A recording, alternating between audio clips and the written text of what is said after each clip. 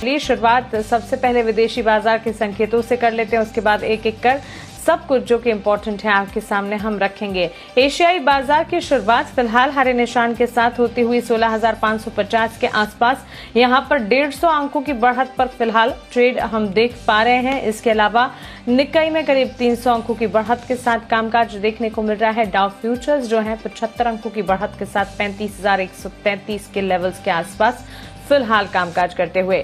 शुक्रवार के trading session में अमेरिकी बाजार का प्रदर्शन भी अच्छा रहा। 4 दिनों की गिरावट देखने के बाद डाउ में तेजी वापस शुक्रवार के दिन लौटती हुई दिखी। नैस्डैक में भी करीब 225 अंकों की तेजी हमने शुक्रवार के ट्रेडिंग सेशन में अमेरिकी बाजार में देखी है। विदेशी बाजार के लिए इस पूरे हफ्ते के लिए कौन से ट्रिगर्स अहम है, साथ ही विदेशी बाजार के आज के संकेत कैसे हैं, दीपांशु भंडारी से जान लेते हैं। दीपांशु, गुड मॉर्निंग, बताएं। Good morning Mansi. और दमदार संकेत आते हुए दिख रहे हैं जहां तक ग्लोबल मार्केट्स का सवाल है। जबरदस्त एक्शन आपको एसजीएक्स निफ्टी और बाकी के एशिया के बाजारों में आज सुबह आते हुए दिख रहा है। और ग्लोबल मार्केट्स के लिए काफी अहम हफ्ता है क्योंकि 26 से 28 अगस्त यानी कि थर्सडे से सैटरडे के बीच जैक्सन होल मीटिंग होने वाली है। ग्लोबल सेंट्रल बैंकर्स मिलेंगे। हालांकि ये फिजिकल मीटिंग होने वाली थी, पर पिछले हफ्ते अनाउंस किया गया कि ये वर्चुअल मीटिंग ही होगी। इस साल भी तो लगातार दूसरे साल वर्चुअल मीटिंग होने वाली है सेंट्रल बैंकर्स की। और बाजार की नजर रहेगी कि किस तरह की कमेंट्री आती है फेड की तरफ से और बाकी बैंकर्स की तरफ से स्टिमुलस को लेकर, ये जो ग्लोबल लिक्विडिटी बढ़ी हुई है उसको लेकर, इंटरेस्ट रेट्स को लेकर, इकोनॉमिक रिकवरी और कोरोना की जो तीसरी लहर है। तो काफी इंपॉर्टेंट इवेंट है ये जिस पर सबकी नजर बनी हुई है। फ्राइडे यानी कि 27 तारीख को जेरोम पावेल साहब इस मीटिंग में बात करेंगे तो वहां पर भी नजर रखनी पड़ेगी। इसके अलावा यूएस का Q2 जीडीपी डेटा आएगा, रिवाइज्ड डेटा आएगा, ज्यादा एक्यूरेट एस्टिमेट इस पर आपको आते हुए दिखेगा। और साथ ही कुछ और अहम डेटा आने वाला है जैसे कि होम सेल्स और कंजम्पशन डेटा यूएस से, तो नजर यहां पर बनी रहेगी। हांगकांग के बाजारों में भी नजर रखिए क्योंकि आज सुबह तो ऑफकोर्स आप जबरदस्त उछाल यहां पर आते हुए देख रहे हैं। 1.5% ऊपर है बाजार, पर अगर आप फ्राइडे का क्लोजिंग लेवल देखेंगे तो ऊंचाई से हांगकांग के बाजार हैंगसेंग 20% गिर चुका है। जो फरवरी में ऊंचाई बनाई थी वहां से 20% गिर चुका है। तो टेक्निकली बेयर मार्केट टेरिटरी में एक बार हैंगसेंग को आपने आते हुए देखा है। हालांकि आज सुबह आप थोड़ा रिबाउंड वहां पर देख रहे हैं। तो कैसा एक्शन रहेगा इस हफ्ते, यहां पर भी आपको रखनी पड़ेगी नजर।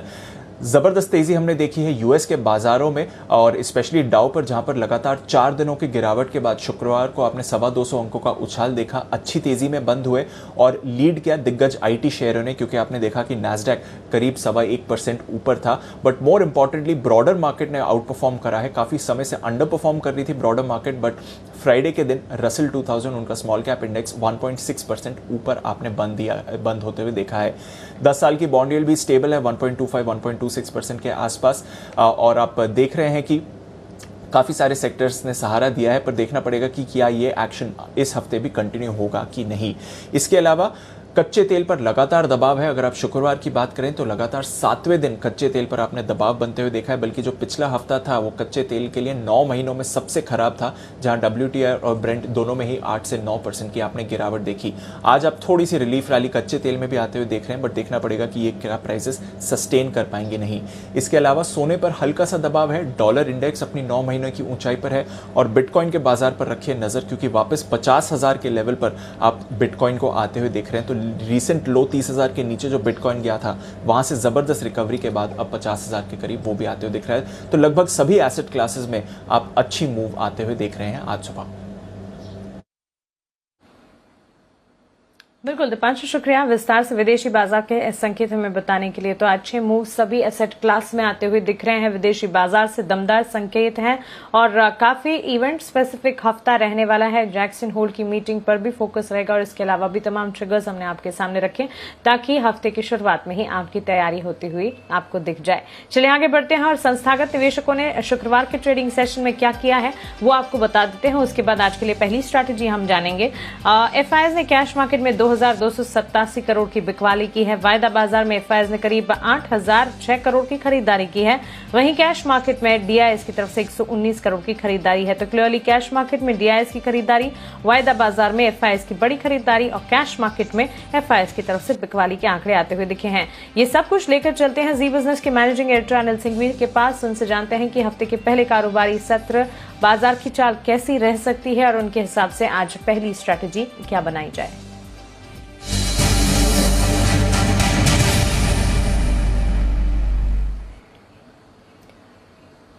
Anil sir, good morning. विदेशी बाजार से सर दमदार संकेत हैं। एफआईएस डीआईएस के एक्शन को जो हम देख रहे हैं, डीआईएस की खरीदारी के आंकड़े कैश मार्केट में, एफआईएस वायदा बाजार में खरीदारी कर रहे हैं। तमाम संकेतों को कैसे समझा जाए और हफ्ते की शुरुआत में ही आज पहली स्ट्रैटेजी कैसे बनाएं? Good morning Mansi. देखिए, संकेत बहुत ही बेहतरीन है विदेशी बाजारों से, स्पेशली अमेरिकी बाजारों में, जहां भारतीय बाजारों के बंद होने के वक्त शुक्रवार के सेशन में डाउ फ्यूचर्स लगभग 150 पॉइंट नीचे ट्रेड कर रहे थे। उसके मुकाबले में अगर आप देखें तो काफी जबरदस्त तेजी होती थी। और तेजी सिर्फ डाउ में नहीं है, बल्कि नैस्डैक और S&P 500 भी काफी मजबूती के साथ बंद हुए हैं। फिर से डाउ फ्यूचर्स हरे निशान में आपको नजर आ रहे हैं, तो इससे बढ़िया संकेतों की आप उम्मीद कर नहीं सकते सोमवार की सुबह सुबह। और एशियाई बाजारों में भी शुरुआत अच्छी होती हुई दिख रही है, तो ओवरऑल मजबूती के संकेत हैं। भारतीय बाजार शुक्रवार को जहां खुले वहीं पर बॉटम बनाकर दिन भर धीमे धीमे ऊपर आने की कोशिश करते हुए दिखे और दिन के ऊपरी स्तरों की तरफ क्लोजिंग देने में कामयाब रहे। 16,450 की क्लोजिंग बिल्कुल भी किसी भी लिहाज से बुरी नहीं है। अब आज के लिए जहां तक संकेत है, गैप से दमदार हम ओपनिंग करेंगे और उसके बाद 16,500 को बाजार होल्ड करने की कोशिश करेगा। वैसे जो ट्रेडिंग रेंज सपोर्ट के लिहाज से है, जो शुक्रवार के लोज और शुक्रवार की क्लोजिंग है, वही आपके लिए इंपॉर्टेंट सपोर्ट रेंज है। 16,375, 16,450 ये मजबूत बेस का काम करेगा, स्पेशली आप जब गैप से खुल जाएंगे। और उसके बाद 16,500 सपोर्ट का काम करेगा। ऊपरी स्तरों पर 16,565, 16,625 ये वो रेंज है जहां तक जाने की कोशिश निफ्टी की हो सकती है। अब तक की हमने जो सबसे बेस्ट क्लोजिंग बेसिस पर हाई देखा है 17 अगस्त को, वो 16,614 के आसपास का है, तो वहां तक जाने की कोशिश बाजार की हो सकती है। और तब लाइफ टाइम हाई से आप मुश्किल से 75-100 पॉइंट दूर रहेंगे। 16,701 का लाइफ हाई है, तो इंडेक्स में तो कहीं कोई समस्या है नहीं, अच्छी मजबूती है स्पेशली निफ्टी में। बैंक निफ्टी कमजोर जरूर है, लेकिन शुक्रवार को 35,000 के नीचे थोड़ा सा फिसला, लेकिन दिन भर 35,000 के ऊपर कारोबार किया। तो अब जो आपके लिए आज बैंक निफ्टी पर सपोर्ट रेंज निकल कर आ रही है, वो आ रही है 34,600 से 34,800, बेहद मजबूत सपोर्ट रेंज है। ऊपरी स्तरों पर 35,425, 35,550 ये हल्की फुल्की रुकावट है, और इसके पार होने के बाद अच्छी खासी शॉर्ट कवरिंग और फ्रेश खरीदारी 35,800 तक भी बैंक निफ्टी को ले जा सकती है। मिड कैप और स्मॉल कैप शेयरों में देखना होगा कि एक्शन वापस से खरीदारी का लौटता है, यानी हल्की फुल्की खरीदारी के संकेत मिड कैप शेयरों में शुक्रवार को आते हुए दिखे। तो आज का दिन मिड कैप स्मॉल कैप शेयरों के लिए मेक और ब्रेक का होगा। इंडेक्स में ज्यादा समस्या नहीं है, जो करेक्शन ज्यादा हुआ है वो मिड कैप शेयरों में ही हुआ है, तो आज वहां पर देखना इंटरेस्टिंग होगा। जी वांसी। बिल्कुल अनिल सर, शुक्रिया ये पहली रणनीति हमें बताने के लिए। तो दमदार ओपनिंग के संकेत मिलते हुए बाजार कई मौके देगा और हर स्ट्रैटेजी को आप बिल्कुल नोट डाउन कीजिएगा ध्यान से। 16,375 से 16,450 ये होगी निफ्टी के लिए मजबूत सपोर्ट की रेंज। वहीं 16,565 से 16,625 इस दायरे को निफ्टी के लिए ऊपरी रेंज के तौर पर आप मानकर चल सकते हैं। 34,600 से 34,800 बैंक निफ्टी के लिए ये मजबूत सपोर्ट का काम करेंगे। वहीं 35,425 से 35,550 इस रेंज को बैंक निफ्टी के लिए ऊपरी रेंज के तौर पर मानकर चले। इससे आगे बढ़ने पर 35,800 तक भी जाने के संकेत बैंक निफ्टी की तरफ से मिलते हुए दिख सकते हैं। इंडेक्स की तरफ से कोई परेशानी नहीं, अच्छी तेजी के पूरे आसार। मिड कैप, स्मॉल कैप और साथ ही स्टॉक स्पेसिफिक एक्शन कैसा दिखता है ये देखना अब काफी इंपॉर्टेंट हो जाएगा। आगे बढ़ते हैं और खबरों वाले शेयर्स और आज के लिए इंपॉर्टेंट ट्रिगर्स जान लेते हैं वरुण दुबे से। वरुण, गुड मॉर्निंग, बताएं। Good morning Mansi. तो इंपॉर्टेंट फिगर्स की सबसे पहले बात करें तो न्यूवो का विस्तास कॉर्प की आज लिस्टिंग होने वाली है। इशू प्राइस जो है 570 रुपए का रखा गया है और जो सब्सक्रिप्शन था 1.71 टाइम्स हुआ था। देखना होगा किस तक की लिस्टिंग होती है। कैनरा बैंक QIP के जरिए इशू प्राइस पे बैठक है, तो यहाँ पे कहीं ना कहीं इस कंपनी के ऊपर आपको नजर रखनी होगी। वहीं FM निर्मला सीतारमण जो है तो नेशनल मॉनेटाइजेशन पॉलिसी लॉन्च करने वाली है 5 बजे शाम को, तो इस पे नजर होनी चाहिए। दिल्ली में आज से बाजार जो है वो खुलने वाले हैं सामान्य रूप से, तो दिल्ली वालों के लिए अच्छी खबर है। इंडोस्टार कैपिटल यहाँ आज रिटेल निवेशकों के लिए OFS जो है वो खुलने वाला है। नॉन रिटेल का हिस्सा जो 1.1 टाइम्स भरा था, जो फ्लोर प्राइस है 290 रुपए प्रति शेयर का है, तो इसके ऊपर नजर रखिएगा। कैडिला हेल्थ आज ये स्टॉक फोकस में रहने वाला है, क्योंकि कोरोना की 3 डोज वाली ज़ाइकोवी डी वैक्सीन जो है उसको मंजूरी मिल चुकी है। ये टीका जो है 12 साल से ऊपर के लोगों को लगाया जा सकता है और टीका की जो प्रभाविता है वो करीब 66.6 टाइम्स के आसपास, 6% के आसपास है। तो इस लिहाज से आज कैडिला हेल्थ जो है वो काफी हद तक सबके रडार पे रहने वाला है और इसमें फोकस काफी बना हुआ रहेगा। ऑरबिंदो फार्मा और एक फार्मा कंपनी यहाँ पे नजर रखिएगा, क्योंकि क्रोनस फार्मा में हिस्सेदारी खरीदने का जो प्लान था इस कंपनी ने अब रद्द कर दिया है। 51% हिस्सा खरीदने वाले थे 420 करोड़ में, लेकिन अब ये डील जो है इन्होंने रद्द कर दी है। इन्फोसिस पे नजर रखिएगा, क्योंकि सरकार ने इन्फोसिस के CEO सलील पारेख को एक समन भेजकर बुलाया है उनको। नई वेबसाइट जो है उसमें आ रही दिक्कतों को लेके आज सफाई देने के लिए इनको बुलाया गया है। तो इसके चलते हो सकता है कि आज का स्टॉक जो है वो थोड़ा प्रेशर में रहे। देखना होगा किस तरह का इम्पैक्ट यहाँ देखने मिलता है। अरविंद फैशन प्रेफरेंशियल अलॉटमेंट के जरिए इस कंपनी ने करीब 439 करोड़ जुटाए हैं। 218.50 रुपए के भाव पे निवेशकों को 1.82 करोड़ शेयर जो है वो इन्होंने जारी किए हैं।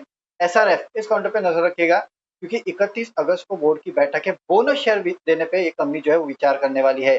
ज्वेलरी स्टॉक्स फोकस में रहने वाले हैं क्योंकि हॉलमार्किंग के नियमों के खिलाफ आज ज्वेलर्स की सांकेतिक हड़ताल है और कहीं ना कहीं इसके चलते जो है वो आज जितने भी ज्वेलरी स्टॉक्स है वो काफी हद तक फोकस में रहने वाले हैं। वैसे सरकार ने कोशिश की है इनको सफाई देने की कि उसके बावजूद ये हड़ताल हो रही है। देखते कितना इम्पैक्ट होता है। बाई डील्स में आवास फाइनेंशियल्स यहाँ पे प्रमोटर्स ने हिस्सा बेचा था, लेकिन इसमें government of Singapore, Abu Dhabi investment, Morgan Stanley, ऐसे काफी सारे बड़े बड़े नाम है, बड़े बड़े फंड्स के नाम है जिन्होंने यहाँ पे खरीदारी की है। और कार्ट्रेड गोल्डमैन ने यहाँ पे करीब 9.6 लाख शेयर्स खरीदे हैं। फ्यूटर्स वेल्थ मैनेजमेंट ने 4 लाख शेयर्स और जुपिटर इंडिया फंड ने करीब 3.89 लाख शेयर्स खरीदे हैं। तो हाल ही की लिस्टिंग में काफी सारे बड़े फंड जो है उन्होंने खरीदारी की। बिल्कुल वरुण, शुक्रिया ये तमाम जानकारी के लिए और खबरों वाले शेयर साथ ही ट्रिगर्स हमें बताने के लिए। चलिए क्विकली आगे बढ़ते हैं और जी बिजनेस के खास शो बाजार आज और कल में HDFC सिक्योरिटीज के वीके शर्मा ने जो ऑप्शन की दमदार रणनीति सजाई है वो आपको बताते हैं। मैं ये समझता हूँ कि अभी जिस तरह का मार्केट है वहाँ पे कैपिटल प्रोटेक्शन निहायत ही आवश्यक है। तो आप ट्रेडिंग करके पैसे को बर्बाद न करें। हाँ, हालांकि आपको जो एडवाइस मिलती है अच्छी मिलती है और कोई भी इन्वेस्ट आपको खराब एडवाइस नहीं देता है, लेकिन फिर भी एक ऐसी मार्केट जिसके अंदर मार्केट ऊपर जाए और खासकर मिड और स्मॉल कैप, तो उस वक्त लोगों का, खासकर आम निवेशक का या ट्रेडर का पैसा बनता है। इस माहौल में बनना मुश्किल है। तो मैं समझता हूँ कि जब मार्केट आपके अगेंस्ट चल रहा हो तो आप थोड़ा धीमी गति से चलें, उसमें फायदा है। फिर भी जो लोग माहिर हैं और जो ट्रेड करना चाहते हैं उनके लिए हीरो मोटो एक अच्छा ऑप्शन हो सकता है। और यहाँ पे आपको अगस्त महीने का 2650 स्ट्राइक प्राइस का पुट लेना है, यानी कि आपको मंदी करनी है। और ये 15 रुपए भी पुट अवेलेबल है। इसमें स्टॉप लॉस रखिए 8 रुपए और टारगेट आपका रहेगा 30 रुपए। अगर ये नीचे गिरा तो आपको फायदा होगा।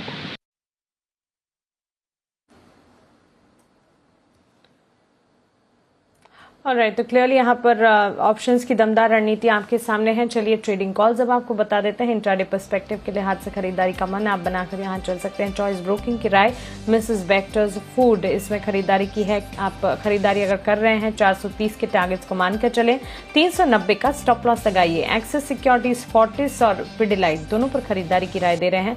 फोर्टिस में 288 के टारगेट्स को मानकर चलें, 272 का स्टॉप लॉस लगाएं। वहीं पिडिलाइट में 2310 के लक्ष्य को मानकर चलें, 2238 के स्टॉप लॉस के साथ यहां पर भी खरीदारी का मन बनाया जा सकता है।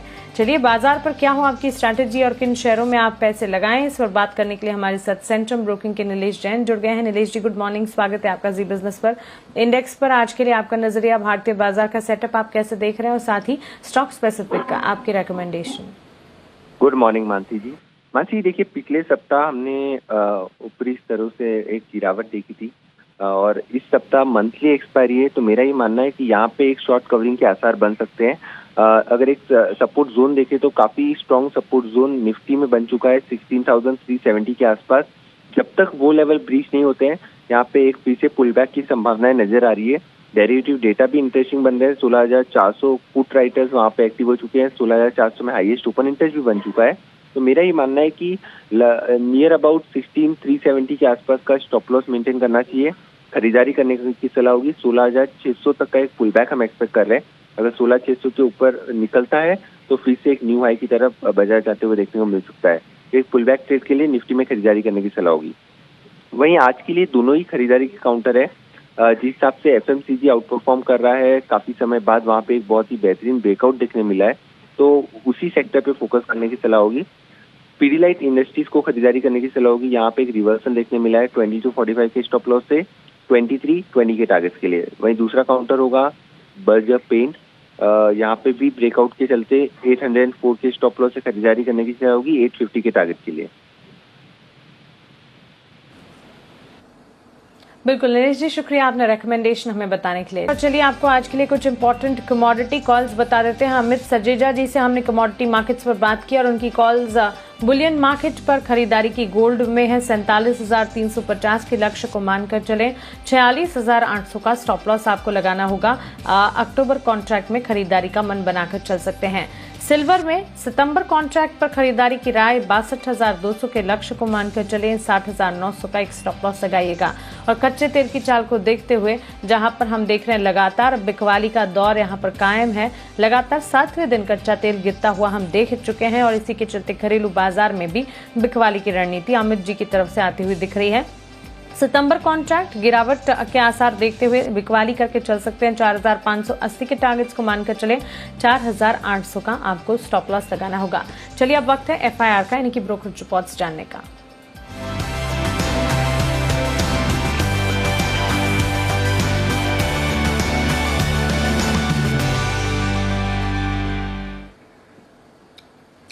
कुशल गुप्ता जुड़ गए मेरे साथ। कुशल, गुड मॉर्निंग। बताएं ब्रोकरेज रिपोर्ट्स कौन सी है हमारे पास?